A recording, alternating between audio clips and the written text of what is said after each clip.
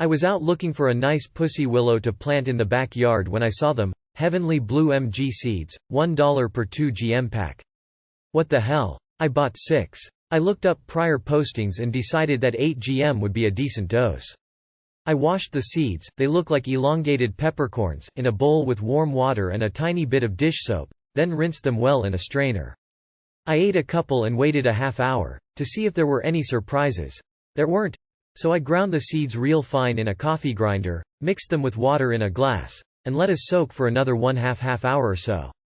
I drank the liquid, refilled the glass, and waited some more. Mild effects, minor visuals, mild nausea. Drank the liquid again. Tasted much stronger this time, sort of like peanuts, sort of like magic mushrooms. Got progressively more nauseous. Finally used my finger to puke, and puked and puked and puked and lay down on the floor and puked and puked. Awful. Tripping now, too, great fun. I could see how a novice could totally lose it under these conditions.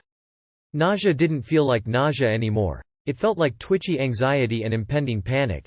Then I'd puke and be totally fine for 5 minutes. My life became a phrase. Puke equals good. The trip that followed was actually nice, though, no visuals, but nice emotional experience and a zoomy head. Hardly worth it, however. An interesting point. An unusual aspect of this was that stimulation was generally unpleasant. I wanted to be in a dark, quiet place, with my woman around talking but not touching me. I felt twitchy, and I didn't want to move my head at all. I did the whole trip in bed. Moral of the story. Acid is only $2 a hit.